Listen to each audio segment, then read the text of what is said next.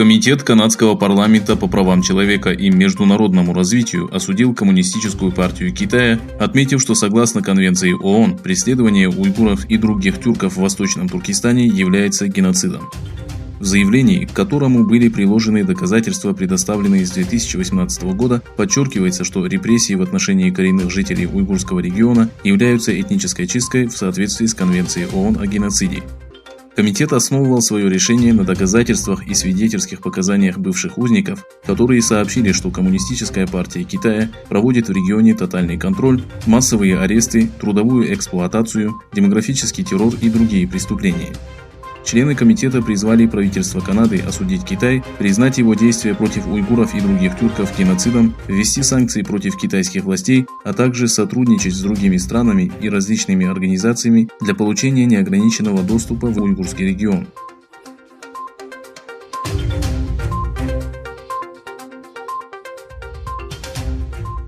16 октября журнал Foreign Policy опубликовал статью британского исследователя и политического советника Лимора Симонея, который утверждает, что против преступлений Коммунистической партии Китая в Восточном Туркестане можно использовать кибератаки. Он подчеркнул, что Китай использует современные технологии для наказания уйгуров. По его мнению, это является возможностью для сбора данных и проникновения в систему лагерей. Симоней отметил, что Пекин с помощью технологии наблюдения превратил Восточный Туркестан в подобие виртуальной клетки. Кибератаки на системы безопасности концентрационных лагерей имеют много преимуществ, так как, несмотря на то, что Китай является передовой страной по вопросам кибербезопасности, в ее системах все еще есть уязвимости, заявил эксперт.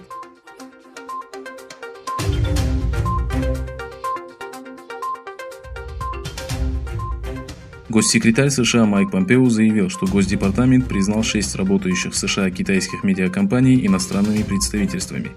Как сообщается в заявлении Госдепартамента, речь идет о представительствах компаний Eisai Global, Jifang Daily, Xinmin Evening News, Social Sciences in China Press, Beijing Review и Economic Daily.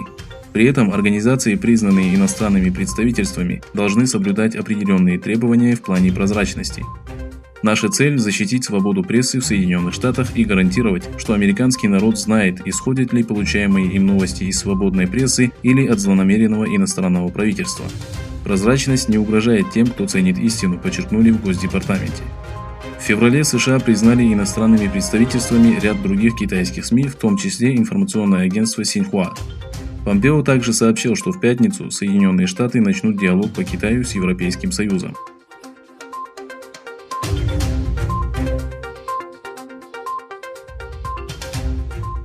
Государственный департамент США одобрил продажу Тайваню ракетных боеприпасов, ракетной системы «Химарс» и радарной системы на сумму в $1 миллиард 811 миллионов долларов.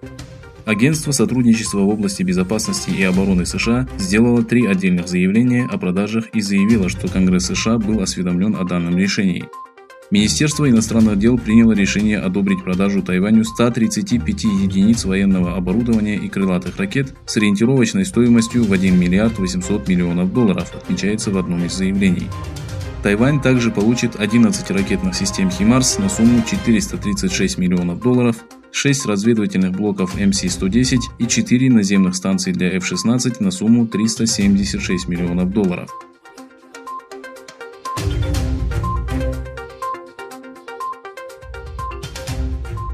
В Бразилии умер волонтер, участвовавший в национальных испытаниях вакцины от коронавируса Оксфордского университета и британско-шведской фармацевтической компании AstraZeneca.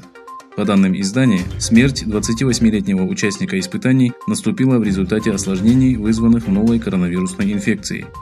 Международный комитет по оценке безопасности вакцины уведомил об этом Бразильское национальное агентство по санитарному надзору.